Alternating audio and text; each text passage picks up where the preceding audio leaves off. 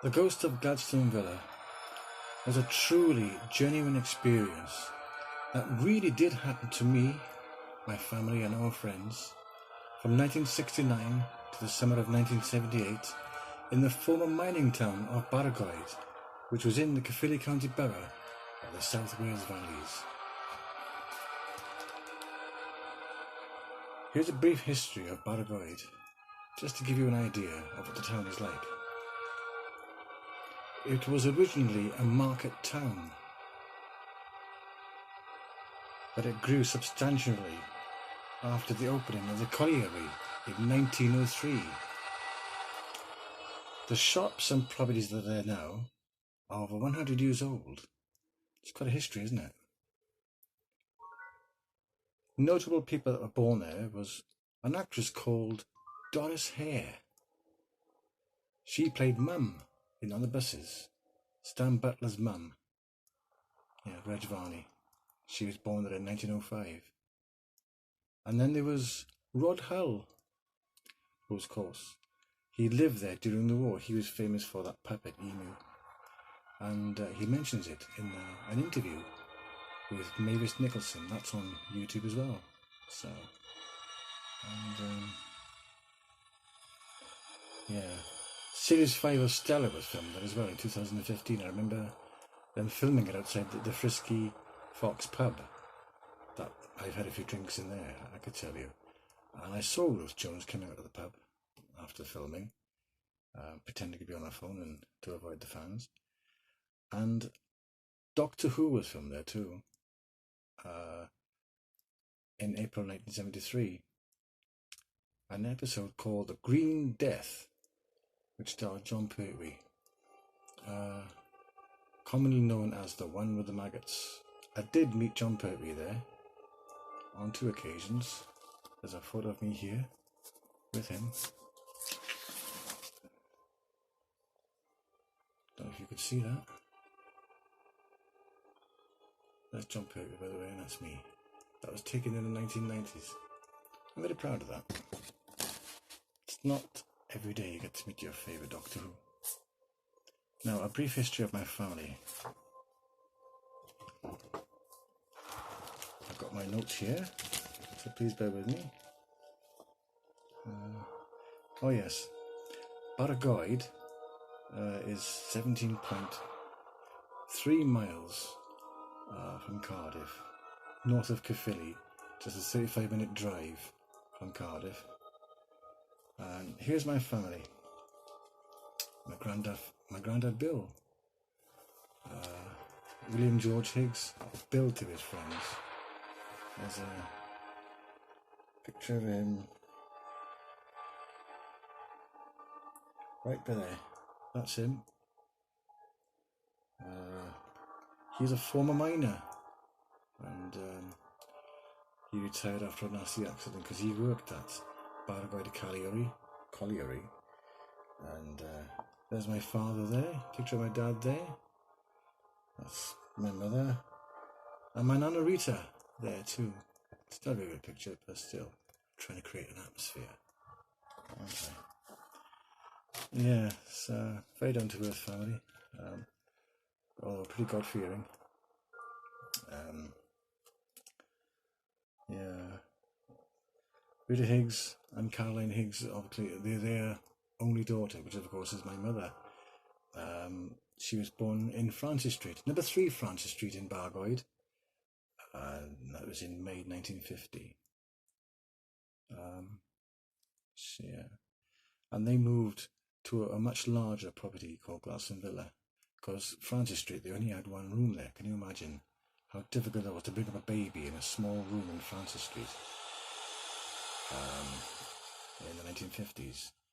So they moved to a much larger property called Gladstone Villa sometime in 1960. This was in Cardiff Road. And there was no spooky incidents then, not for a good 9 years, because it happened in 1969. So after Mum left school, she went to Bargoed North School. She in 1965 she got a job at the bakehouse, which was in Baldwin Street. It's all demolished now, and a house is built on top of it in its place. and she met my father there, William Douglas Dexter.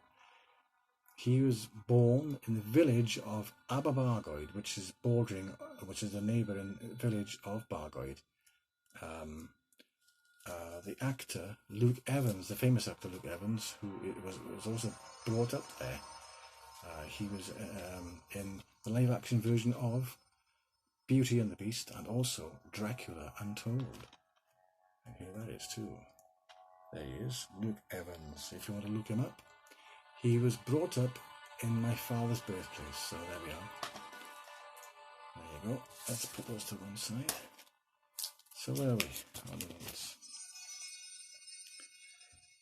Yeah, my mum and dad dated for 3 years before they got married on the 1st of April 1968. The Beatles were number 1 with Lady Madonna. But they didn't get a place of their own. They stayed with my maternal grandparents, Bill and Rita, at Gladstone Villa. And I was born on the 24th of August 1969, a Sunday, at Caerphilly Miners Hospital. And Honky Tonk Woman was number 1 by the Rolling Stones.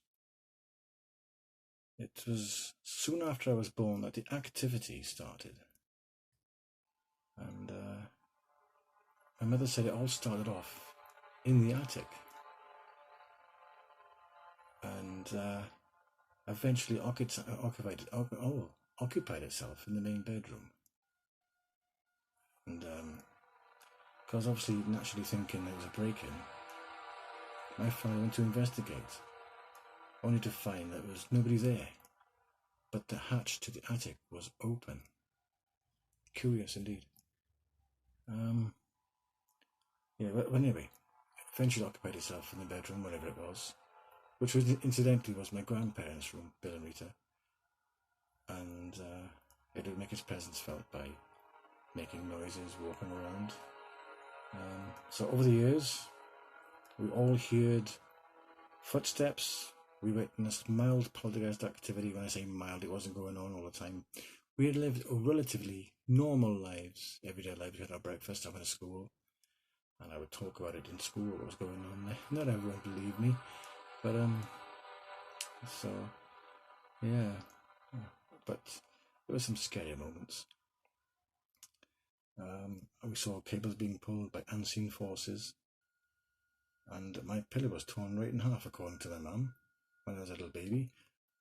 I hope that I wasn't in the pram when it happened, or in the cot rather. But that's typical poltergeist activity, isn't it? So yeah, and there were some rare sightings.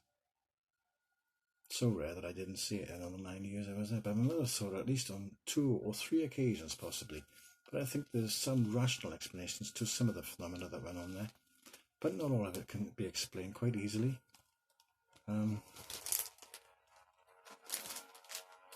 So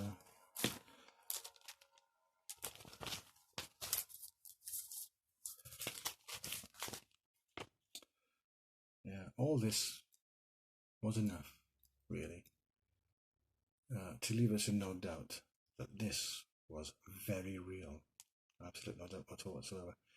The Gladstone Villa property actually convinced a skeptic and a non-believer. So there we are. For us, that was hard evidence. That was actual confirmation that there is some sort of spiritual form of life. But that's not necessarily proof of an afterlife for us. A Christian point of view would say it's demonic. Mrs. Davy France was the skeptic. She was a family friend, more of a friend to my grandmother Rita. I can remember Ivy looking around the bedroom, the main bedroom, and she said, "It's the traffic from outside, it is causing vibration." But of course, in time she discovered that it wasn't, and she found out for herself that it was genuine. So Ivy suggested the local press, but my grandmother Rita feared ridicule and mockery, so that was vetoed really. So a medium came to the property, Ivy suggested. I think it was somebody Ivy knew, John Matthews. He arrived, he asked the family questions, and he began to start to challenge the spirit by knocking on the ceiling and knock back at him. And then again he went into a trance to try and make contact with it, but he failed to get a name. But when he came round, he later said that, it was confirmed the obvious, really, that there was a presence there, and it was an earthbound spirit, that it had come back and finished business, basically. Ivy's son Charles also called at Glastonbury with his friends, Colin Evans, Ed Edwards. They were bikers, they were, 1970s. I can remember them coming there. Charles said they did a seance because obviously they had my family's permission to go up into the bedroom and have a look. And they said they did a seance there. And Colin said that they were attacked. He said it was a spooky place. Colin now lives in Western Superman, and even today he said it was a spooky place. So there we are. Ed Edwards, here's another one, a former miner, said he saw carvings in the wall, in the bedroom, in the main bedroom, because that's what the main activity was going on. It was all coming from there. The rest of the house wasn't really affected at all. But he saw it, and I saw this myself. I can remember it. I did a little drawing of it, and it was something like this, like that. Now, if anyone out there watches this, can anyone tell me what this means? Because I don't. So I'll just put that there.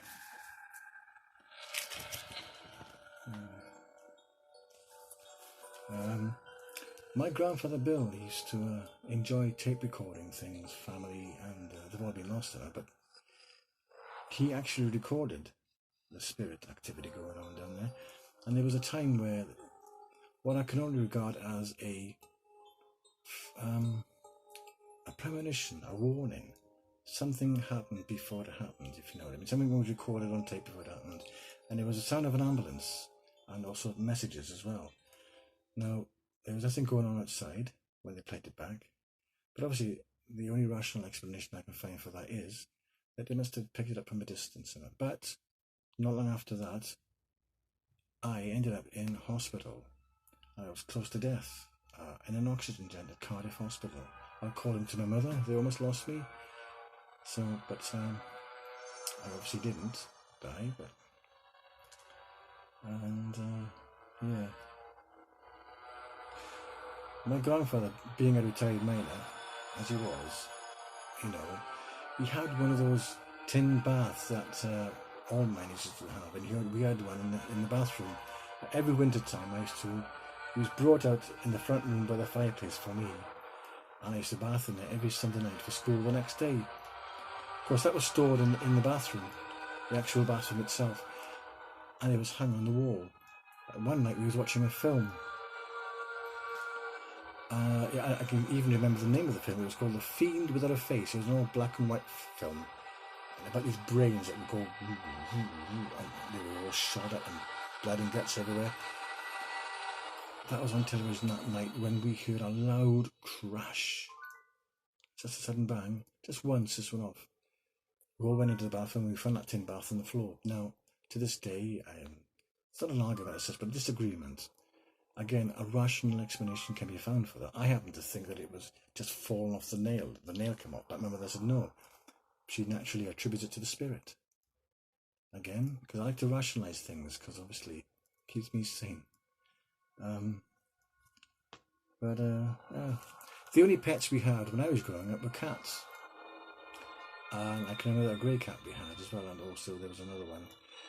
And they ended up in that room, that haunted bedroom, and the family went in there and saw the cats. One was frightened to death of what happened in there. One was, nobody knows what had really happened to this day. One was up in the chimney, because we had a fireplace in the chimney as well, because we had no central heating back then. And but the one, he must have caught the one, because He wouldn't eat or drink after that, and eventually it died. And was buried in the garden of my great-grandmother's place, Edith Higgs, Billy's mother, at number 38 North Road. So, there we are. Yeah. Leanne France. I had quite a crush on her, you know. She's the only girl I wanted to marry. She was the granddaughter of Ivy France, the family friend. And Leanne used to come down often. And, yeah. She said she saw this rocking horse walking back and forth on its own. Now, I remember I did have a rocking horse. It was a white plastic rocking horse. And creepy. Fred Davis was a friend of my grandfather Bill. They worked at Bargoed Colliery together. And you'll find pictures of all black and white pictures of Bargoed Colliery. Yeah, he had two experiences at Glastonbury. The main one was when we was all in the living room. It was all quiet all of a sudden. I was by the sideboard playing with my toys. Fred would come up, I think, every evening or sometimes. And he would sit by the fireplace, by the open fire, by the chair. He used to wear a flat cap and used to smoke homemade cigarettes, rollies as you call them. And be just talking as you do. And all of a sudden there was a loud bang. Just one loud bang. It was so loud that Fred ducked his head like that.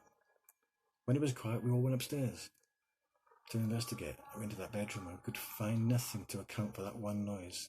And Fred later told us that he said, "Oh, I ducked my head because I thought it was going to come through the ceiling." The other incident was that my grandfather Bill would like to look out the landing window, you know, sort of like overlooking Cardiff Road that goes into Bargoed town centre. And this occasion, Fred joined him. They were there just talking, and all of a sudden he said he felt something walk past him. When he looked round, nothing there. So, there you go. I had my own, what I could only describe the most frightening experience that I ever had there. I was in that bedroom on my own. The light was on, I made sure of that. I was lying on the bed, facing the window that overlooked Cardiff Road, and it was very quiet, and all of a sudden I heard a jump on the bed. I just wondered, I could even hear the springs, you know, and it was a heavy one as well. It wasn't the cats. Cats wasn't even in the room. I went downstairs to tell my family, my mother and my grandfather Bill and my nana Rita. We went back upstairs and we saw distinctive paw marks, large paw marks, like that of an animal, a dog. That is true. Yeah.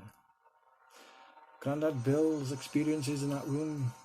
He told us one day he couldn't move. He was absolutely paralysed. Couldn't even shout out for us to help him. He said he was laying on the bed. He couldn't move. I happen to think that was some sort of sleep paralysis, but he said there was something in there with him. So, another incident that he had was he went into that bedroom again and he told us that a bottle was thrown towards him. You know, missed him by inches, and he came down with that bottle as well. I can remember him coming into the living room with it. Now, obviously I didn't see it with my own eyes, I didn't witness it, but I do happen to believe him with all the things that was going on down there. There was another time with the bathroom.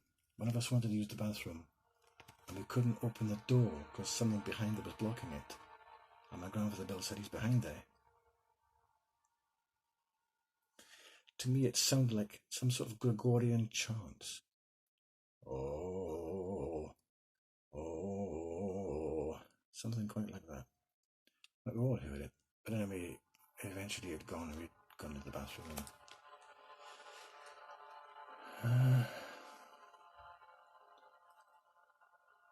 Derek Harwood was another family friend. He'd come down. And he he experienced something when he was painting the living room door, painted it green of all colours. And it started again. It took exception to the smell, probably. And Derek was determined to finish this job. He said, I'm going to do this no matter what, with a few added expletives.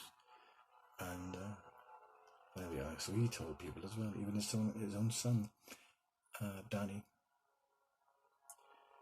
Yeah, my grandmother Rita Higgs, had her own experiences. There was one time where she went into their bedroom again. My grandfather was lying on the bed, and she told him to get up, you lazy punk.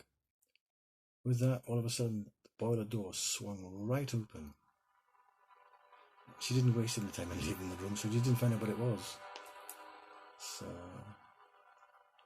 yeah, and there's another thing where she felt like a sensation of something pulling under her foot, like she stood on his gown, as such. And an item of her clothing went missing as well, but obviously another rational explanation for that is that she obviously misplaced it somewhere and couldn't remember where it was. But again, she attributed it to the ghost and saying, oh, he took it, he's wearing it, or he gave them to his wife. They were her underwear.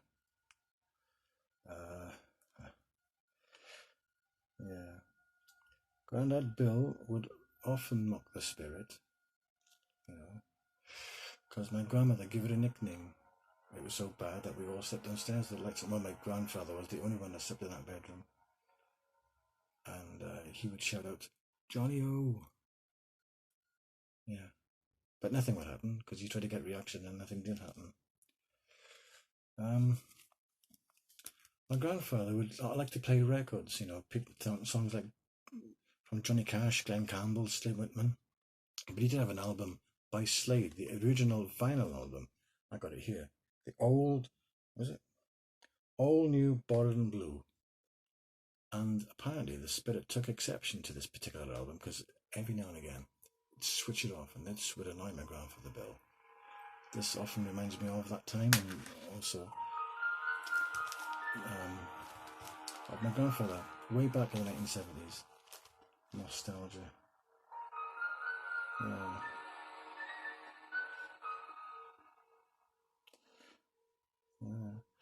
My mum apparently had 3 sightings there. There was a time where I've obviously mentioned this before. This is pretty well documented, that she saw the full solid figure of a monk standing near the doorway behind the settee.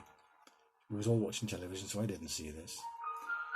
She just happened to look towards her left, where my grandmother was. She was reading a book, she was. And she just saw it behind the settee in full, typical brown habit with the hood over the head, so she didn't see the face. She looked again towards the television and turned again, and it was gone. And it was after that she told my grandmother, I just saw a monk. It was right by you. And my grandmother said, I'm glad you didn't tell me that when he was there. So there was another time where she saw the face of an elderly man, and I saw the reaction on her face. I can remember it now. It happened in the daytime. She just happened to go towards the settee, and she looked left towards the doorway, which was open in the hallway. The door. So I was behind the door, so obscured the hall, so I didn't see it. But she later described to me as a face with wavy white hair, a face she hadn't seen before. So I don't know who that was. There was another time where she said she saw a man where she was just falling asleep in the settee or the chair, and she woke up and she saw a man placing sticks for the fireplace. She thought it was my grandfather Bill, but when she asked him, that wasn't me, he said. I didn't do that. But it could well have been this missed memory. That's the only rational explanation I can find for that. Grandad Bill would... Was it? Grandad Bill's Slade album.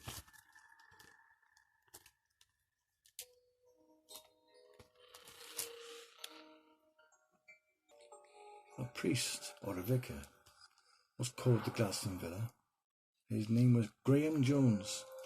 He blessed the property, and after a few short prayers, he'd newly left, and there was peace and quiet for a few short months after that. I'm going to put my teeth in. So, yeah. But it did return in with a vengeance. Banging sounds, the sounds of dragging.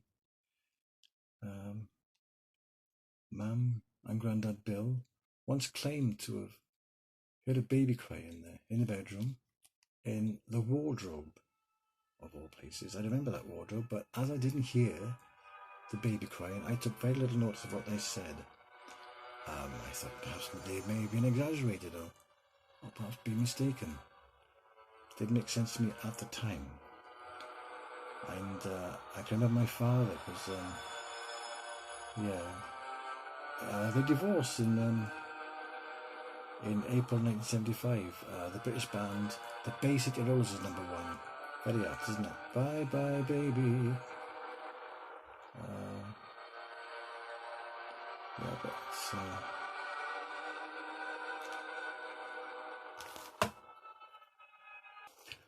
My mother had to have an operation on her toe. She had an ingrowing toenail, so she had to go to hospital and have it removed. So she ended up on crutches. The nurse would attend to her foot, and one day this nurse came to attend to the foot, and she would knelt down the toes like that, and she said to my mother, "Don't hold me, love."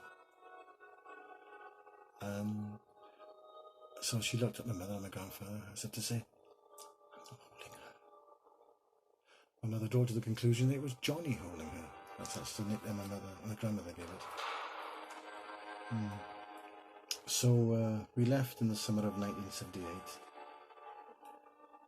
when two local businessmen bought the property. They were Italian men named John and Aldo Rissi. Hang on a minute. The business is still there now in Barragoid, called Rissi's Cafe. You can look that up. And they have got the best ice cream in Barragoid. Right? No arguments there. And but anyway, we all packed our stuff. Our stuff was ready to be packed, obviously ready to be taken up to the next property that we lived on. It was all stored outside in the hallway. It was all black plastic bags. We all got ready for bed, or to sleep on the settees, because we slept on the stairs all night, we did. And the light was on again. There was my mother, myself, and my grandmother on that settee. All of a sudden we heard the rustling and our stuff being moved around, and the door being tried, the doorknob, those old-fashioned 1970s doorknobs that go around. Thought it was coming in. My mother was hysterical. Mum, Mum, Mum. I thought it was my grandfather Bill messing up, because he's the only one that slept upstairs. But I shouted out to her and said, "Billy!" But there was no, mocking laugh that would give it away.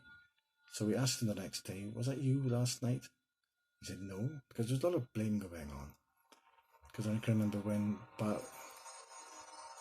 Barragoid police